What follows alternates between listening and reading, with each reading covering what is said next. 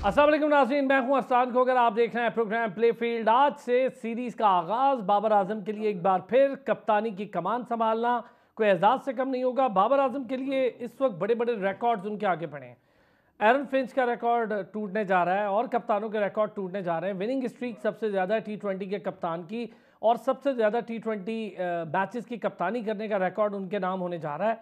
बड़े बड़े रिकॉर्ड, और ये पता नहीं एक ख़ास करम है शायद बाबर आजम के साथ अल्लाह का, कि जब भी वो मैच खेलते हैं हर दूसरे तीसरे मैच में या हर सीरीज़ में एक रिकॉर्ड कोई ना कोई टूटता है।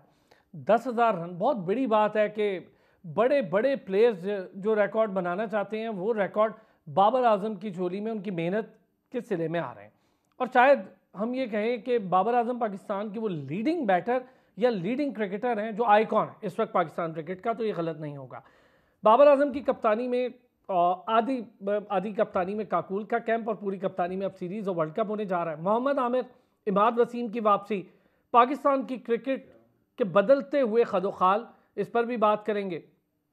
फिर जो इंटर क्लब रीजनल क्रिकेट हुई है उसमें कुछ चीज़ें बड़ी सामने आई हैं और उसमें कई ऐसे क्लब्स हैं जिनके साथ कुछ ज्यादती हो गई है, उन्होंने कुछ आवाज़ उठाई है पीसीबी से। ये सब होता है, लेकिन चलें, पीसीबी ने ये स्टेप उठाया है कि इंटर क्लब या रीजनल क्रिकेट को प्रमोट कर रहे हैं। क्लब क्रिकेट से लड़के, फिर अब जैसे हमने देखा कि इंटर कॉलेजेट पूरा टूर्नामेंट हुआ रमज़ान के दौरान, उसमें कॉलेज के लड़कों को खेलने का मौका मिला और बड़े शानदार तरीके से उन बच्चों ने अपनी परफॉर्मेंसेज दी। हम जिसका जिक्र करते आ रहे हैं कि ग्रास रूट पर क्यों नहीं क्रिकेट को प्रमोट किया जाता, क्यों आप सारा का सारा फ्रेंचाइज के हाथ दे रहे हैं, पूरा स्ट्रक्चर अपना, और फ्रेंचाइज जो आपको पकड़ा देते हैं, आपकी मजबूरी है, वही लड़का आपने खिलाना है। तो भाई पीसीबी की अपनी high performance centre, national cricket academy, PCB के रीजन्स हैं, पूरी रीजनल टीम्स हैं, हर डिस्ट्रिक्ट में हर डिवीजन में एक टीम मौजूद है और वो टीम ग्रेड 2 ग्रेड 1 सब कुछ खेलती हैं, कायदे आज़म ट्रॉफी खेलती हैं। तो क्यों नहीं वहाँ से लड़के आ रहे हैं? तो यही वजह थी कि ग्रास रूट पर काम की ज़रूरत थी और मैं बड़ा पीसीबी को या नए चेयरमैन को इस पर वाकई में शाबाश देना चाहूँगा और मैं उनसे कहूँगा कि इसको जारी और सारी रखें। ये सबसे अहम स्टेप है। ले जी, सीरीज़ है, कौन खेलेगा कौन नहीं खेलेगा। आज़म खान की खबर आई है और वो खबर यह है कि वो घुटने की तकलीफ़ के बायस गॉल्फ खेल रहे थे, वहाँ उन्हें घुटने की तकलीफ़ हुई और उसके बायस शायद आज के मैच में उनकी शिरकत मशकूक है। मेरा तो ख्याल है शायद नहीं है, ये बात कंफर्म है, लेकिन अगले भी शायद चंद मैचेस में उनकी शिरकत मशकूक हो और घुटने की उन्हें पेन है। काकूल में उन्होंने बड़ी ट्रेनिंग की और सारे बड़े खुश हुए। काकूल की ट्रेनिंग से लेकर बाबर आजम की कप्तानी, टीम का यकजा होना, शाहीन शाह अफरीदी को वापस बैकफुट पे भेजना, और ये जो पीसीबी ने ये डिसीजन लिया और बिल्कुल ही अनप्लान्ड डिसीजन होगा क्योंकि कोई मुलाकात नहीं हुई चेयरमैन पीसीबी की भी। एक सेलेक्टर ने शाहीन शाह अफरीदी को बताया, देखें आप शाहीन शाह अफरीदी को कप्तान लाए, जिस तरीके से लाए ले आए। कप्तान आते हैं, कप्तान चेंज होते आते, लेकिन अगर आपने बाबर को वापस लाना था तो आप उन दोस्तों में उस यूनिटी का क्यों बेड़ा गर्क करने पर तुल गए हैं। हम ये बात ज़का अशरफ को भी कहते थे, उनके टेन्योर में यूनिटी का बहुत बेड़ा गर्क हुआ। अब हम ये कहना नहीं चाहते क्योंकि मोहसिन नकवी साहब इस चीज़ पे हैं आमादा कि नहीं, बाबर आजम अच्छा प्लेयर है, उसमें लीडिंग क्वालिटीज़ हैं, हमें वर्ल्ड कप तक एक मुस्तनद टीम चाहिए। उन्होंने बड़ा कमाल किया कि आमिर इमाद को बाबर की कप्तानी में खिलाने पर आमादा कर लिया। अबू बकर बिन तलत स्पोर्ट्स जर्नलिस्ट हमारे साथ मौजूद हैं और अक्सर बेशतर दुनिया भर में क्रिकेट कवर कर रहे होते हैं, तो हम इन्हें जहमत देते हैं, पाकिस्तान में मौजूद हैं तो क्यों ना स्टूडियो में जहमत दें। अबू बकर, थैंक यू सो मच, आपने हमें ज्वाइन किया। डॉक्टर हफीज़ अमान इंटरनेशनल अंपायर हैं और सोशल मीडिया सेंसेशन बन चुके हैं डॉक्टर हफीज़ अमान। ओए आजकल बड़ी हमारे भाई शोएब जट के साथ उनकी चल रही है नोक झोंक। तो डॉक्टर हफीज़ अमान ने हमें ज्वाइन किया, साथ ही साथ सैफ खान साबिक क्रिकेटर भी हैं, क्रिकेट एक्सपर्ट भी हैं, बड़े शानदार क्रिकेट एनालिस्ट हैं, हमारे भाइयों की तरह है। सैफ भाई अस्सलाम वालेकुम। सैफ भाई नहीं, अच्छा चले, सैफ भाई को शायद आवाज़ नहीं जा रही, सैफ भाई से करते रब्ता। अबू बकर सर, वालेकुम अस्सलाम। सैफ भाई थैंक यू, आप लोगों ने ज्वाइन किया जी। अबू बकर, बाबर आजम की कप्तानी से थोड़ा शुरू करेंगे, जैसे गई और जिस टेन्योर में गई ज़का अशरफ साहब के, ठीक है मैं समझता हूँ बोर्ड का इस्तेहकाक है कि जी कैप्टन हटा दे, लेकिन एक तरीका होता है हर चीज़ का। विराट कोहली को जब क्रिकेट बोर्ड ने हटाया तो उससे पहले उनके साथ कंसल्टेशन हो रही थी, अभी भी जब T20 के वर्ल्ड कप में डालना है नहीं डालना उसके लिए उनसे बातचीत हुई। रोहित शर्मा को कप्तान बनाया, फिर कप्तानी से हटाने की बात हुई, तब भी उनसे बातचीत हुई उनके फ्यूचर पे, उनके करियर। फिर बांग्लादेश में भी ये चीज़ अब होती जा रही है।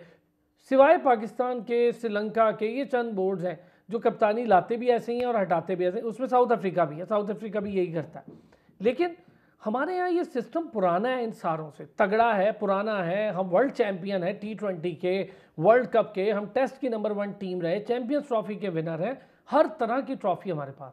ये जो सिस्टम है ये क्यों नहीं अडॉप्ट कर पा रहा पीसीबी? अरसलान भाई, जैसा कि हम हमेशा जिक्र किया करते हैं कि बाकी मुल्कों की तरह पाकिस्तान क्रिकेट टीम की कैप्टनसी कोई बिल्कुल आसान चीज़ नहीं है, कोई फूलों की सेज बिल्कुल भी नहीं हुआ करती।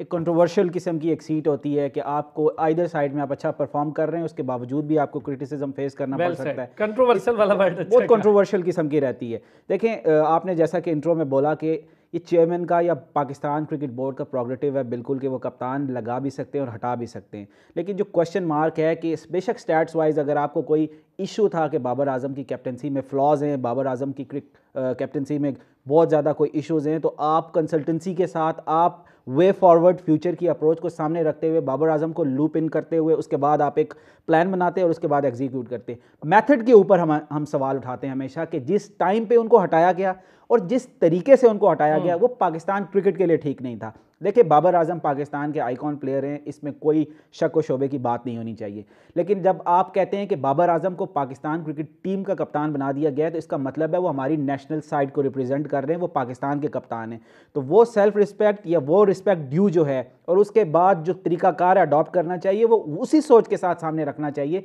कि नेशनलिज्म हमें नजर आना चाहिए, सेल्फ ईगोज को साइड पे रख के। अभी दोबारा देखें, जब बाबर आजम को कैप्टनसी दे दी गई तो इसका मतलब क्या हुआ कि वो डिसीजन गलत था, और अगर वो डिसीजन गलत था तो जो आज हमें उसके नताइज भुगतने पड़ रहे हैं कि ज्यादा ग्रुपिंग्स की बातें आ रही है, बेशक ना हो, मैं बातों के हवाले से कर रहा हूं कि कुछ चेमोगोइया डॉट्स सामने आते हैं जी, ग्रुपिंग हो गई है, पॉलिटिक्स हो गई है, फलाना नाराज हो गया। कवर करते हैं ना, आप तो बहुत लंबे अरसे से चीजों को देख रहे हैं, कवर कर रहे हैं, हम लोग देखते हैं। ये बात तो फैक्ट है, आप माने या ना माने, आपको पता है ये बात फैक्ट है कि शाहीन नाराज है, ये बात फैक्ट है।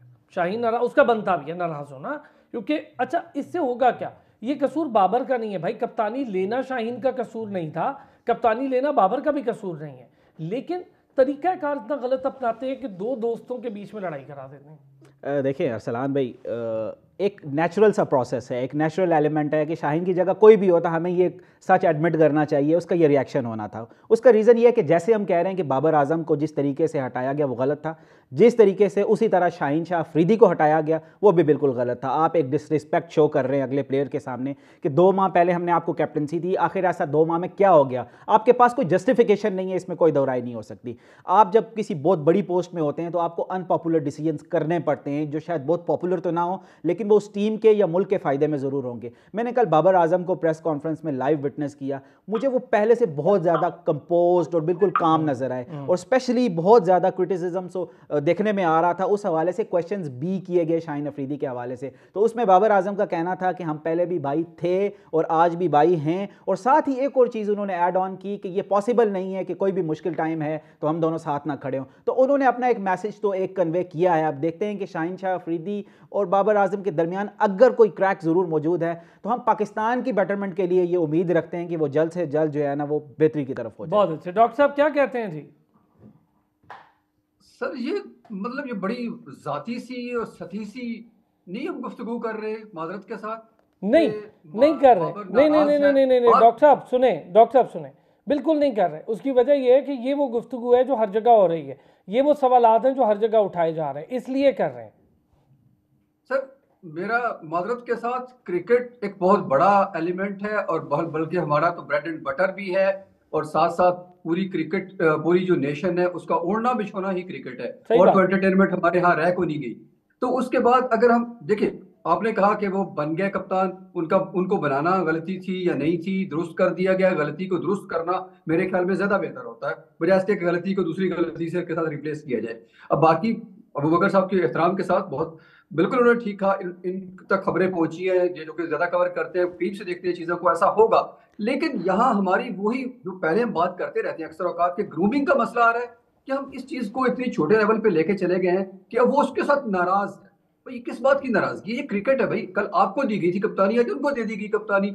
तो ये डिस्कशन, जैसे हमने कहा कि बोर्ड की डिस्कशन है, चेयरमैन साहब की डिस्कशन है, उन्होंने लगा दिया, उन्होंने कुछ बेहतर सोच के लगाया है। तो शाहीन अफरीदी का कद इतना बड़ा होना चाहिए और है मेरे ख्याल में कि ये जाती सी बात लेके ना बैठ जाएं कि उनके दरमियान कोई क्रैक है, उनके दरमियान में कोई मुखासमत चल बड़ा पड़ी प्लेयर है, या ये आगे चल के चलती जाएगी और पाकिस्तान क्रिकेट को खराब करेगी और फिर ज्यादा कप्तान इकट्ठे हो जाएंगे। नहीं, ये नहीं होना चाहिए। क्रिकेट इससे कहीं बाला है। और हमारा मीडिया, मुझे तो लगता है, जैसे बाबर ने भी आपको खुद ही उनकी कॉन्फ्रेंस का हवाला भी दे दिया कि उन्होंने क्लियर भी कर दिया कि मेरा कोई ऐसा प्रॉब्लम नहीं है, शाहीन कैसा था, शाहीन कैसा है। तो फिर हम इस बात को हवा क्यों दे रहे हैं? क्योंकि मुझे ये तो एक यही तरफा लगता है, है कि क्योंकि अभी एक तरफा बात हमारा सुनी है हमने बाबर की।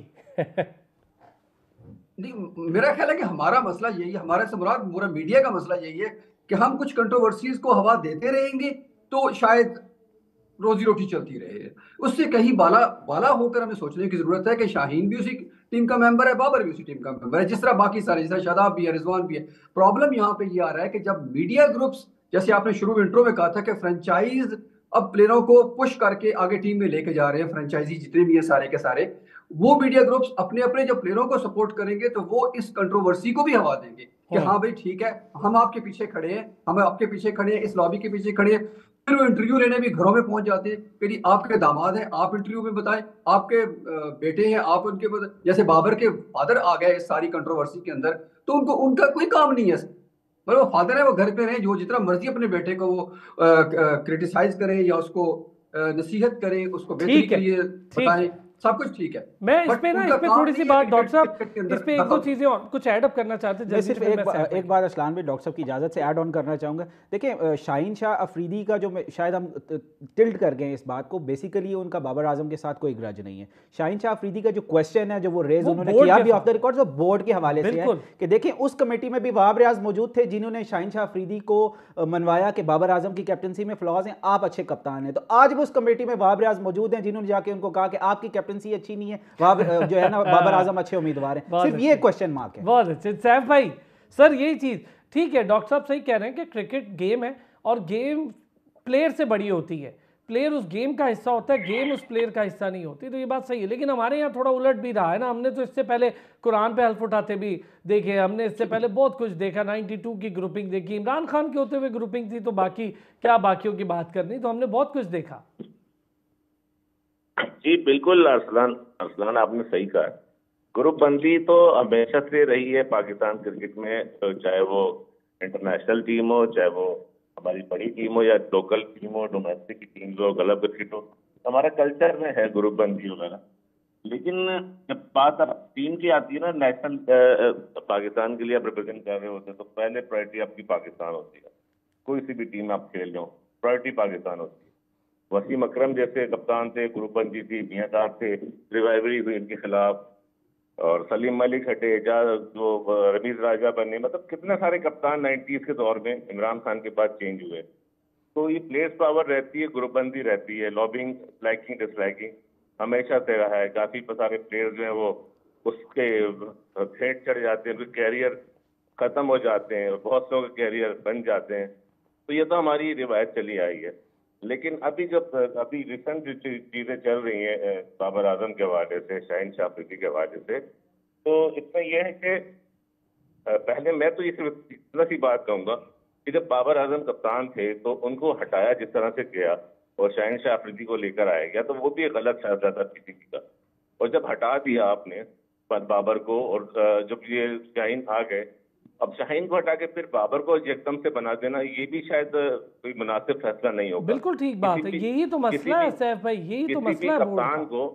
किसी भी कप्तान को आपको टाइम देना पड़ता है, देना चाहिए, तो देना पड़ता है कि आप उसको कम से कम टाइम तो दें, वो जस्टिफाई तो कर सके अपना कैप्टनसी अपने बनाया है बोर्ड ने।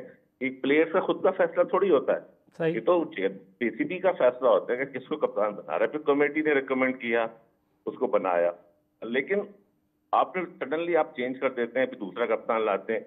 अब जाहिर है कप्तान की चॉइस डिफरेंट होती है, कौन से प्लेयरों को रिलाई करता है वो, और दूसरा कप्तान आता है वो किसको पसंद करता है। तो ये चीजें चलती हैं। लेकिन पाकिस्तान की क्रिकेट में ना सारी चीजें पॉसिबल है। मैं जितना मेरा एक्सपीरियंस है, थोड़ी सी मैंने खेली है, देखा है, तो मैंने भी इसी चीजों को देख के बड़ा हुआ हूँ, उनके साथ रह के, कि ये हमारा चलता चला आ रहा है, टॉप टू बॉटम ऐसा ही है। कोई जो है वो क्राइटेरिया नहीं बन सका अब तक प्रॉपरली जिस बेस पे हम कप्तान बनाएं या हम जिस बेस पे कप्तानी से हटाएं।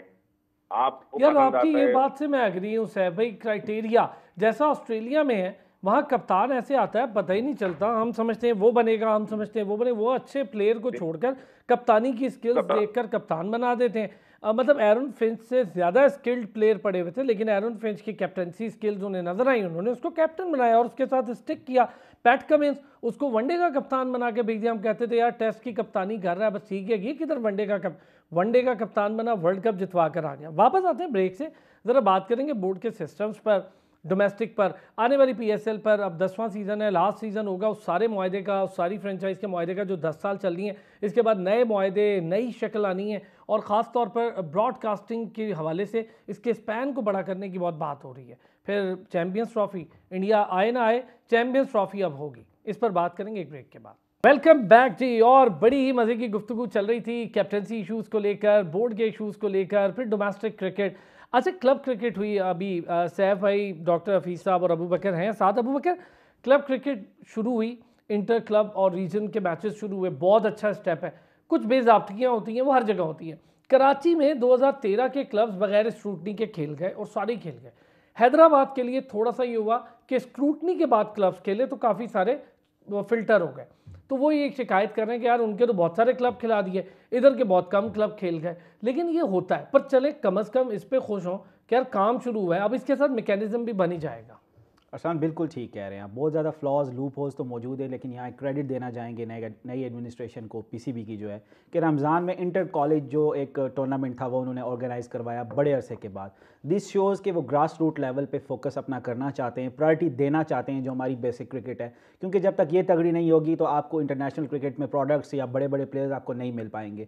और साथ ही साथ जैसा कि डॉक्टर साहब ने हमारे पहले सेगमेंट में भी बोला कि पाकिस्तान एक वन स्पोर्ट नेशन है, यहाँ पे cricket is more than a sports, यहाँ पे इंटरटेनमेंट के लिए और कुछ रहा ही नहीं। हमारी पॉलिटिक्स इतनी पोलराइज हो चुकी है कि हमारे पास एक क्रिकेट रह गया है कि हम उसकी तरफ तवज्जो दे के थोड़ा सा अपनी इंटरटेनमेंट को ले सकते हैं। तो अगर ऐसे में क्रिकेट पे भी फोकस नहीं किया जाएगा और फिर डोमेस्टिक में भी आपका जो कॉलेज स्कूल लेवल की क्रिकेट है उस पर फोकस नहीं किया जाएगा तो पाकिस्तान को फ्यूचर में प्रॉब्लम्स हो सकती हैं। देर आए दुरुस्त आए, आपने बिल्कुल ठीक कहा कि जब आप एक चीज़ करवाएंगे तो उसमें क्वेश्चंस रेज होंगे, बेहतरी की गुंजाइश हर तरफ से मौजूद होती है। लेकिन इससे पहले हमने देखा कि पिछले 4-5 साल में ऐसा कोई था ही नहीं। सर कोई 10 साल से जायद हो गए, इससे ज़्यादा ज्यादती क्या हो सकती है? कॉलेज इंटर क्लब मैं क्रिकेट ही नहीं देखी। सैफ भाई तो डोमेस्टिक इतना लंबा माशाल्लाह इनका करियर है और ख़ुद ये लोग कॉलेज से और क्लब से खेल कर आए हैं और उन्होंने नहीं देखी इतने अरसे में। तो सही कह रहे हैं आप ये बात। हम पीएसएल की इंपॉर्टेंस को बिल्कुल एलिमिनेट करने की कोशिश नहीं कर रहे, लेकिन पीएसएल के साथ वो हमारा one part of a product है।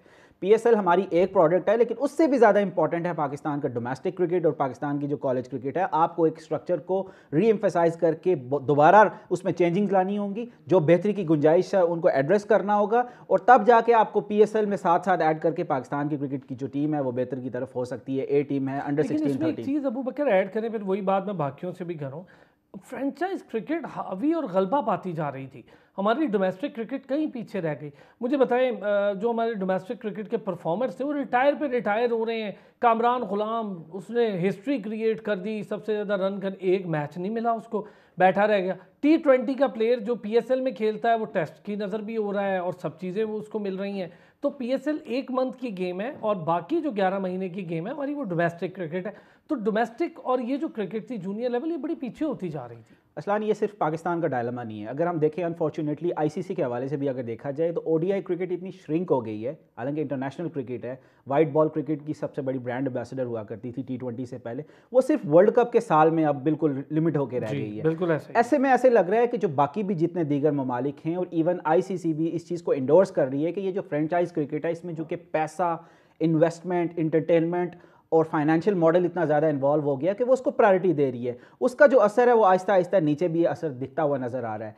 On the other hand, flip side पे अगर इंडिया को देखें तो इंडिया अपनी डोमेस्टिक क्रिकेट को इसलिए बचा पा रहा है कि इंडियन क्रिकेट बोर्ड एक बहुत बड़ा बोर्ड है, उसके पास फाइनेंशियल मॉडल जो है वो बहुत ज़्यादा तगड़ा है। इस वजह से वो अपनी डोमेस्टिक क्रिकेट पे पैसा लगाता है, डोमेस्टिक क्रिकेट को ब्रॉडकास्ट भी करता है और उसी लेवल पे ब्रॉडकास्ट करता है जो इंटरनेशनल स्टैंडर्ड्स है। फिर इस वजह से कर रहे हैं अबू बकर, बिल्कुल वो अपने बड़े बड़े प्लेयर्स जो यार सरफराज को देख लें, श्रेया सैयर को 3-3, 4-4 सीजन लगा कर आए, इससे पहले वो नहीं आते। उनकी जितने बड़ी ब्रांड्स हैं, विराट कोहली को देख लें रिसेंट पास्ट में, रोहित शर्मा को देख लें, उससे पहले सचिन तेंदुलकर को भी देख लें, कभी ऐसा नहीं हुआ कि उनको थोड़ा सा ईगो फील हुई हो कि हमने अपनी डोमेस्टिक क्रिकेट जाकर नहीं खेलनी। उसका रीज़न एक कल्चर होता है। कल्चर कल्चर के हवाले से इतना ज़्यादा डिफरेंस आ गया पाकिस्तान में। सिर्फ एक बात करूंगा अरसलान साहब, अगर आपकी इजाज़त हो। देखिए, कैप्टनसी के हवाले से बात की जाती है, पूरी दुनिया में ऐसा होता है कि ऑटोमेटेड चॉइस होती है कि वाइस कैप्टन अगर आपका है जो कि अनाउंस्ड होता है, कैप्टन अगर नहीं है तो वाइस कैप्टन ऑटोमेटिक चॉइस होती है, वो लीड करता है। पाकिस्तान ने आज न्यूजीलैंड के खिलाफ मैच खेलना है और अभी तक एक अनअनाउंस्ड वाइस कैप्टन के साथ हम जाएंगे। हमें कुछ पता नहीं है कि हमारा वाइस कैप्टन कौन है, और अगर होगा भी तो हो सकता है नेक्स्ट मैच में कोई और वाइस कैप्टन हो जाए, इतना ज़्यादा एनवायरनमेंट का डिफरेंस है। वाह डॉक्टर साहब, ये बात वैसे हाँ, ये पॉइंट बड़ा इंपॉर्टेंट है। ये अच्छा किया इस तरफ भी तवज्जो ले आए, चूँकि कल काफ़ी सवाल करके आए हैं बाबर आजम और न्यूजीलैंड के कप्तान से अबू बकर, तो उनके ज़हन में बहुत सवाल आ रहे थे। तो अच्छी ये चीज़ सही है कि हमारे वाइस कैप्टन तो मैंने देखा ही नहीं है वाइस कैप्टन को कैप्टन बनते। हमारे तो वाइस कैप्टन बेचारा है वाइस कैप्टन ही रह जाता है। हाँ, मुझे तो वैसे कोई याद नहीं पड़ता सान भाई कि आखिरी कोई वाइस कैप्टन ऐसा भी हो जो बाद में कैप्टन बन गया हो। बिल्कुल सही। वो तो वाइस कैप्टन से निकल के सीधा घर ही जाता है, मैंने ख्याल की टीम में जगह भी बरकरार नहीं रख पाता। तो ये अनफॉर्चुनेट पार्ट तो है, बिल्कुल इसमें ये हमारे अंदर बहुत फैलाव है, क्योंकि मेरा ख्याल है वाइस कैप्टन बनाया भी ग्रुपिंग के लिहाज से जाता है, परफॉर्मेंस के लिहाज से बनाया नहीं जाता।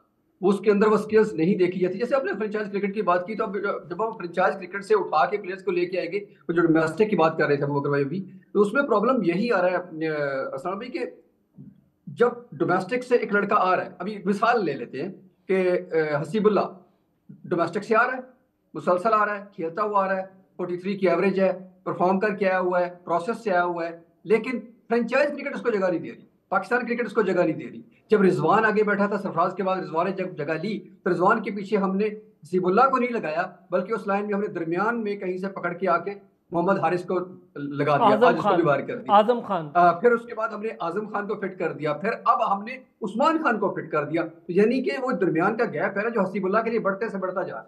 तो जब प्रोसेस से लड़का होकर आने वाला यहाँ तक पहुंचते हुए इतना मायूस हो जाएगा कि मेरी तो जगह ही नहीं बन रही, इवन पेशावर जल्मी भी उसकी जगह नहीं बन रही, तो पाकिस्तान में कहाँ बनेगी उसकी जगह? तो वो लड़का फिर मायूस होगा ही होगा, और इसी वजह से हमारी क्रिकेट श्रिंक हो गई है। This is thanks to chairman साहब कि उन्होंने ये इनिशिएटिव लिया है इंटर कॉलेजिएट का और क्लब की लीग का।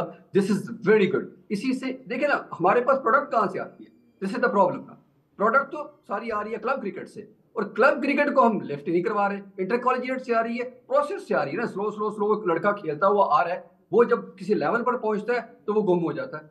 तो हमने बेसिकली वो जो गैप आपने कहा ना कि 5-6 साल तो कहीं किसी किस्म की कोई क्रिकेट हुई नहीं इस तरह से डोमेस्टिक लेवल पर, तो मैं कहता हूं अब ये बहुत सारी हम हीरोज की बात करें ना, उसमें उन अनसंग हीरोज की जरूर बात करनी चाहिए जो क्लब को यानी कि खतरनाक किस्म के हालात हैं क्रिकेट के लिए, मैं कहता हूं उसमें भी वो कहीं ना किसी न किसी शक्ल से अपनी जेब खास से क्लबों को चला रहे हैं, लड़कों को प्रमोट कर रहे हैं कि वो कम से कम डोमेस्टिक के लिए कुछ ना कुछ ईंधन बन रहे हैं। पता है डॉक्टर साहब, बड़ी अच्छी बात कही आपने। सैफ भाई, पिछले 10 से 12 साल से लोग अपने बेचारे मदद आपके तहत क्लब चला रहे थे। अब हौसला आया होगा कि यार दोबारा आके पीसीबी के सिस्टम्स में क्लब क्रिकेट को इज्जत मिल रही है, वरना पीसीबी के सिस्टम्स में क्लब क्रिकेट दूर दूर तक कहीं नहीं थी। और 12-13 साल पहले यहीं से लड़के आते थे। मलीर जिम खाना से हमने देखा, यूनुस खान जैसे बड़े प्लेयर, समी खेलता रहा, फिर राशिद लतीफ़ एकेडमी से प्लेयर आते रहे, फिर एसीसी से प्लेयर आते रहे, और बड़े शानदार प्लेयर पाकिस्तान क्लब से आते रहे। लाहौर के इसी तरह क्लब्स, और इस्लामाबाद के डायमंड और दीगर गुल क्लब, वेस्ट इंडीज़ क्लब, इसके बड़े प्लेयर्स आते रहे। अब दोबारा मेरा ख्याल है हौसला आएगा इस चीज़ से। देखें असलान, किसी भी मुल्क के अंदर क्रिकेट या कोई भी गेम हो, उसकी जो बेस होती है वो बुनियादी तौर पर ग्रास रूट लेवल से आप प्लेयर को पिक करते हैं, ठीक है। क्लब क्रिकेट किसी भी मुल्क पर बेस होती है जिससे प्लेयर स्टार्ट लेता है, खेलता है और ग्रूम करता है, और फिर अपने रीजन के लिए, एसोसिएशन के लिए, फिर डिपार्टमेंट के लिए जाता है। बड़ा अनफॉर्चुनेट है कि कई सालों से क्लब क्रिकेट पाकिस्तान में नहीं हुई। हम बात करते हैं क्लब क्रिकेट की, पाकिस्तान के जितने सुपरस्टार गुजरे हैं वो सारे क्लब क्रिकेट की पैदावार हैं। जिसका नाम उठाएंगे वो क्लब क्रिकेट से उसने स्टार्ट किया, और वो फिर उसके बाद अपने रीजन के लिए खेला। क्लब क्रिकेट कराना कुछ सालों पहले तक एसोसिएशन का काम था। बिल्कुल। एसोसिएशन जब थी तो वो अपने तौर पे टूर्नामेंट ऑर्गेनाइज करती थी, जोन होते थे या डिस्ट्रिक्ट होते थे, वो अरेंज करती थी। जब एसोसिएशन खत्म हुई, रीजन बने, तो फिर थोड़ी सी प्रॉब्लम आई। अच्छा ये बताएं सैफ भाई, ये जो हमने नया स्ट्रक्चर तब्दील कर दिया था, बीच में डिपार्टमेंट भी बंद कर दिए, 6 रीजन्स पे लाके 192 प्लेयर तक क्रिकेट सुखड़ गई, जस्ट 192।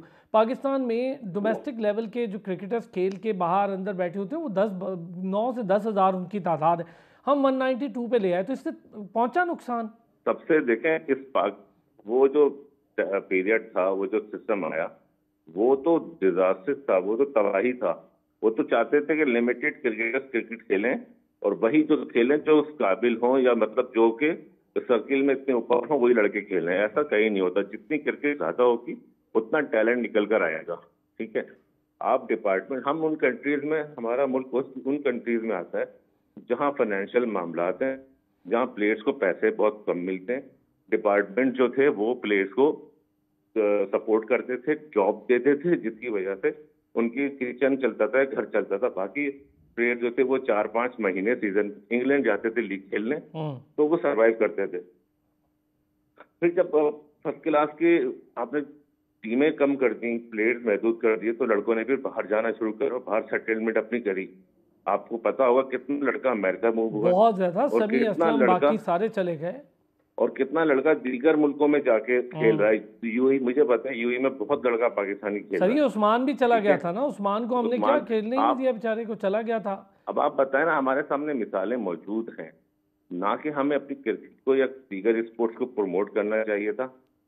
मतलब आप फैलाएं ना। सबसे इम्पोर्टेंट देखें बात क्या होती है, club cricket, school college university cricket, ये दो ऐसे हमारे जो ऑर्गेनाइजेशंस हैं जहां से लड़का क्रिकेट खेलता है, उसके बाद वो नजरों में आता है। बिल्कुल। और उसको फिर वो रीजन पिक करता है या फिर उसको कोई डिपार्टमेंट लेता है। अच्छा, और फिर वो अपनी क्रिकेट को कंटिन्यू करता है। लेकिन हमारा सेटबैक ये है, लेकिन ये खत्म हो गया था, अब मुझे लगता है कि अब इससे शायद कोई बेहतरी होगी। मुझे बड़ा खुशी हुई कि रमजान में इंटर कॉलेज क्रिकेट हुई बड़े सालों के बाद। हाँ, देखें, कॉलेजेस की टीमें भी होती हैं, लेकिन बड़े अफसोस से कहना पड़ता है कि इंटर कॉलेज का टूर्नामेंट सालों से नहीं होते। इंटरवर्सिटी जो है वो मैंने 3 डे खेली है भाई, मैंने 4 डे का फाइनल खेला है इंटरवर्सिटी का। सईद अजमल, हफीज वगैरह सारे हमारे साथ खेले, समी मेरे साथ खेले, सारे काफी सारे कितने नाम ले, सब साथ खेले। तो 3 डे की होती थी, ग्रेड 2 टाइप की क्रिकेट होती यूनिवर्सिटी की, और 4 डे का होता था फाइनल। अब आप सेटबैक देखे, वो 20 ओवर पे चला गया, T20 पे चला गया। ये भी तो देखना पड़ेगा ना बोर्ड को कि भाई 20 ओवर पे T20 नहीं करवानी, क्योंकि आप फिर प्लेयर्स प्रोड्यूस करने की बात करते तो 20 ओवर की क्रिकेट से प्लेयर नहीं प्रोड्यूस कर सकते। वो अल्टीमेट आपको 3 डे और 4 डे बेसिक क्रिकेट में जाना पड़ेगा आपको। टेम्परामेंट सर, यही तो मसला है भाई, टेम्परामेंट ही नहीं रहा। इंटर कॉलेज के मैच 50 ओवर के होते थे, 3 डे का फाइनल सेमीफाइनल होते थे। सर मैंने खेला है 50 ओवर का मैच। हमने बोर्ड इंटर बोर्ड होता था सर, इंटर बोर्ड टूर्नामेंट खेला मैंने। वही मैं कह रहा हूँ कि इंटर बोर्ड, इंटरवर्सिटी और इंटर स्कूल, हम वही क्रिकेट खेलने के बाद हमें रीजन ने खिलाया भाई, उसके बाद हम रीजन में खेले, अंडर 19 खेले, अंडर 16 खेले, अंडर 14 खेले। तो वो जब आप खेलते हैं तो फिर आप लोग जानना शुरू करते हैं, फिर आप वहीं से। अच्छा, एक छोटी सी चीज़ है, मुझे एक ब्रेक लेनी है सैफ भाई, ये चीज़ को ज़रा कंटिन्यू करते हुए साथ ज़रा बात करेंगे टीम के पॉसिबल कॉम्बिनेशन की और फिर वर्ल्ड कप की तैयारियों की। कौन कौन से प्लेयर्स हैं जो इस वक्त हमें लगता है कि पाकिस्तान टीम के लिए सरमाया हो सकते हैं, बाबर आजम के लिए उनके ज़बरदस्त सिपाही हो सकते हैं, और बाबर आजम अब अपनी कैप्टनसी में क्या चेंजेस कर सकते हैं, क्योंकि बाबर आजम पर तनकीद ये रही कि बहुत लेट लर्नर कैप्टन थे। यही तनकीद हम सुनते भी रहे, खुद भी करते रहे कि यार प्लेयर बहुत बड़ा है लेकिन कैप्टन थोड़ा सा लेट लर्नर है। लेकिन अब हमें लग रहा है कि बाबर आजम शायद कुछ डिफरेंट माहौल और डिफरेंट तरीके की क्रिकेट खेलना चाह रहे हैं, खुद भी एग्रेसिव हुए हैं, अपना स्ट्राइक रेट भी उन्होंने बढ़ाया है। और जाहिर है अब ज़रा ओपनिंग जोड़ी, चौथे 5वें नंबर के प्लेयर, डाउन मिडल यानी बॉटम मिडल ऑर्डर क्या होगा। एक ब्रेक से वापस आते हैं तो इस पर बात। वेलकम बैक जी, ज़रा बात करेंगे पाकिस्तान टीम, आने वाला वर्ल्ड कप और पॉसिबल कॉम्बिनेशंस पर। अबू बकर ये बताएं, अब बाबर आजम की कप्तानी में आमिर भी वापस आ गए, इमाद भी आ गए, शादाब भी हैं, अबरार भी हैं, तो स्पिनर्स की भी थोड़ी सी अब बेहतरी मुझे दिख रही है, जहां हमारे पास बड़ी लैकनेस हो रही थी। उसामा भी हैं, अभी तो ठीक है कि अभी फौरी हिस्सा नहीं हो, लेकिन वो हैं, इन कंसिड्रेशन हैं उसामा मीर, और उन्होंने विकेट्स भी ली हैं लास्ट PSL में। क्या देख रहे हैं? और बॉटम मिडल ऑर्डर मुझे वहाँ बड़ा प्रॉब्लम लगता है। इफ्तिखार के अलावा कोई मुस्तनद खिलाड़ी, अगर आप आज़म भी कहें तो परफॉर्मेंस नहीं है आज़म की, अभी खिला के भी देख लिया, उस तरह कोई प्लेयर नहीं है जैसे इफ्तिखार अकेला खड़ा है। Arsalan 12 matches T20 world cup से कबल पाकिस्तान के ड्यू हैं, T20s जो पाकिस्तान ने खेल रहे हैं। आप ये कह सकते हैं कि हमारे पास 12 मैचेस में अपॉर्चुनिटी है प्रैक्टिस करने की। इससे भी अगर हम एक स्टेप आगे जाएं तो ये जो 5 मैचेस होम सीरीज़ में हम खेल रहे हैं न्यूजीलैंड के अगेंस्ट, यही 5 मैचेस हैं हमारे पास जिसमें हम एक्सपेरिमेंट्स कर सकते हैं, क्योंकि हमने इसके बाद आयरलैंड जाना है और फिर यूके जाना है, और आयरलैंड और यूके की टीम वैसे भी अच्छी है, इंग्लैंड की टीम, हम ज़्यादा एक्सपेरिमेंट्स नहीं कर सकते और ना करने चाहिए।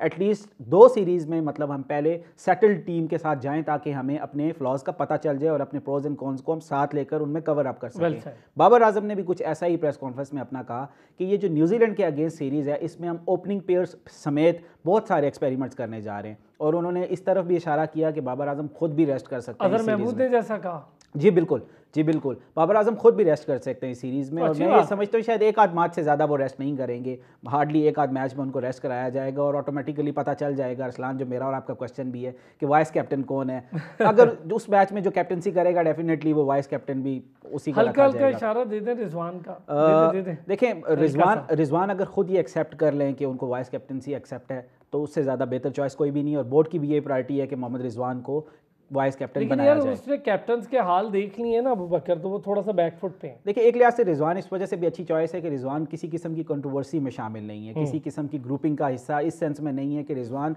बिल्कुल एक अलग ब्रीड ऑफ प्लेयर हैं। जिस प्लेयर से भी उनके हवाले से पूछा गया, उनकी नेचर के हवाले से पूछा गया, तो उनको हमेशा एक अच्छा इंसान सबने पाया। तो इस लिहाज से हमें समझना है कि एक ऐसा प्लेयर ही हमें चाहिए जो किसी किस्म की ग्रुपिंग का हिस्सा ना हो। और साथ ही जैसा कि पहले भी हमने जिक्र किया था इस चीज़ में, देखें ये क्रेडिट ज़रूर आप बाबर आजम को दें, आप ग्रुप ऑफ सिलेक्शन में ज़रूर क्वेश्चन मार्क रेज कर सकते हैं, लेकिन बाबर आजम की कैप्टनसी में बिल्कुल ग्रुपिंग ना होने के बराबर थी अनटिल एंड अनलेस जब बाबर आजम को हटाया गया। तो वापस हम अपने टॉपिक की तरफ आते हैं, लोअर ऑर्डर का। जैसा कि आपने जिक्र किया, आपकी बात बिल्कुल ठीक है कि ओवर द पास्ट इफ्तिखार जो है बहुत अच्छी परफॉर्मेंस देते हुए चले आ रहे थे, ओनली नजर आ रहा है। अभी वापस इमाद वसीम को जो लाया गया उसका मेन रीज़न ये था कि इस्लामाबाद यूनाइटेड के लोअर मिडल ऑर्डर में इमाद वसीम ने स्पेशली आखिरी 3 से 4 मैचेस में परफॉर्म किया, और पाकिस्तान भी लैक कर रहा था अपने लोअर मिडल ऑर्डर में। तो अगर हम इमाद वसीम को लाते हैं टीम में, तो इमाद वसीम का जो रोल होगा, मैं ये समझता हूँ बॉलिंग से ज़्यादा as a lower middle order batsman का होना चाहिए। उसका रीज़न ये है कि T20s में इमाद की जो एक्सपर्टीज़ हैं वो वाइट बॉल की नई बॉल अप फ्रंट ओवर्स करवाने की हैं। तो उस सिचुएशन में तो हमारे पास नसीम भी अब मौजूद हैं, आमिर भी आ जाते हैं और शाहीन भी आ जाते हैं। आमिर के आ जाने से एक और एडवांटेज ये ज़रूर होगा कि शाहीन, हमने देखा अरसलान, हमने बहुत डीपली कवर किया मैंने और आपने, जो वर्ल्ड कप इंडिया में था, डेप्थ ओवर्स में शाहीन स्ट्रगल कर रहे थे और बहुत ज़्यादा स्ट्रगल कर रहे थे। उसके साथ हारिस रऊफ ने भी बहुत ज़्यादा डेप्थ ओवर्स में मार खाई। तो अब ये चांस है कि अगर हम शाहीन के 4 जो ओवर्स है अप फ्रंट करवा के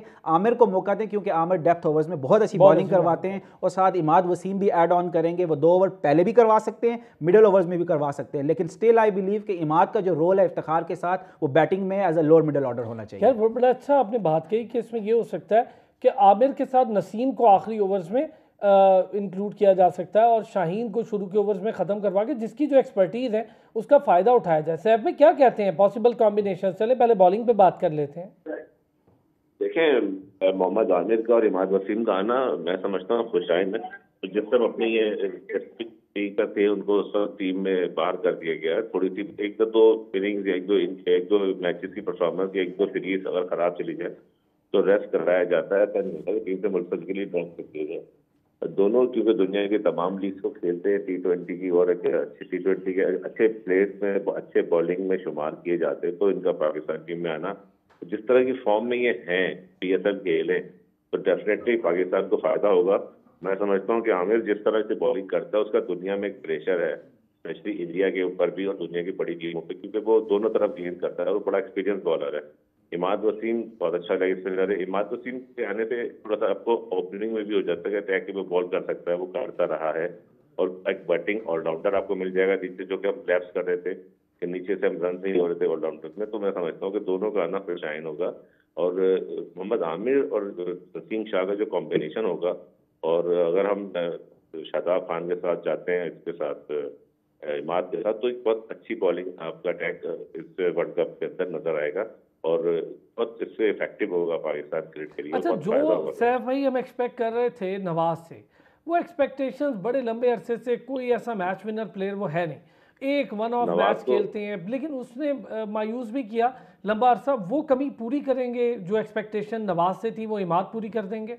देखें, नवाज को हमने कितने सालों कैरी किया है, कितने अरसे दोस्त। अब अभी हमने बात की थी ना पिछले सेकंड में कि दोस्ती आ रही, लाइकिंग डिसलाइकिंग, तो उसी में जो है नवाज लंबी क्रिकेट खेल गए।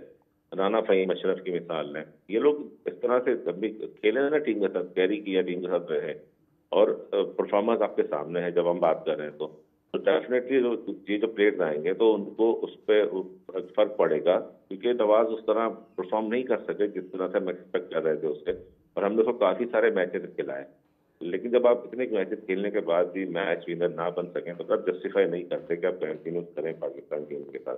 तो डेफिनेटली मैं समझता हूँ बड़ा अच्छा इजाफा है इमाद वसीम का, आमिर का आना से बॉलिंग हमारी बहुत मजबूत होगी, और जो कि बहुत खुशाइन होगा इस वर्ल्ड कप में।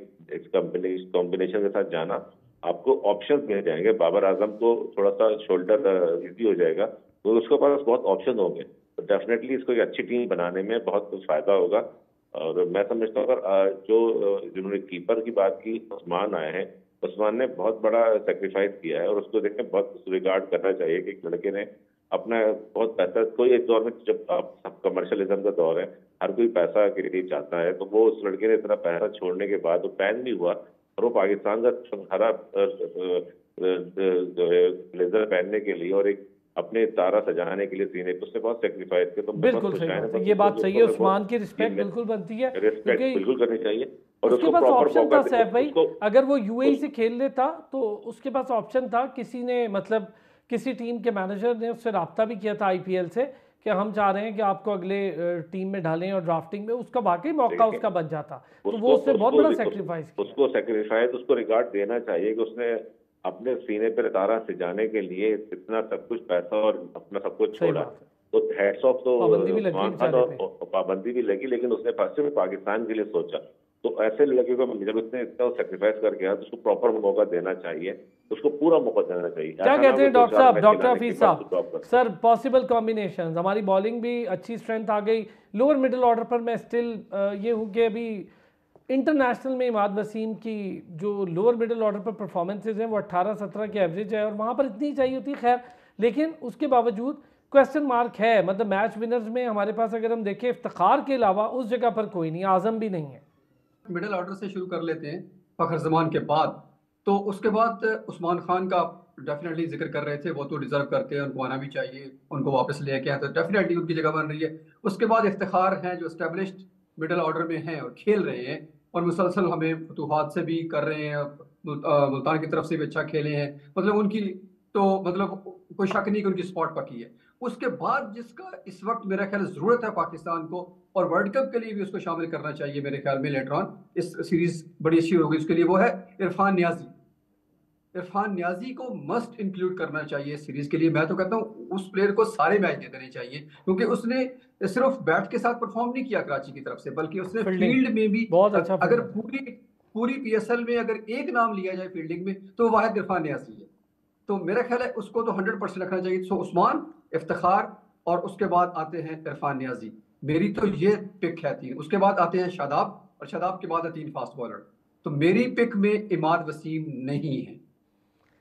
अगर आप और आमिर डॉक्टर साहब, आमिर जी, शाहीन, नसीम शाह और आमिर, ये 3। आमिर तो इसलिए आएंगे कि अब उनको वापस लाने का और मकसद कोई नहीं है ना, अगर हम वापस लाएं तो डेफिनेटली वो तो खेलेंगे।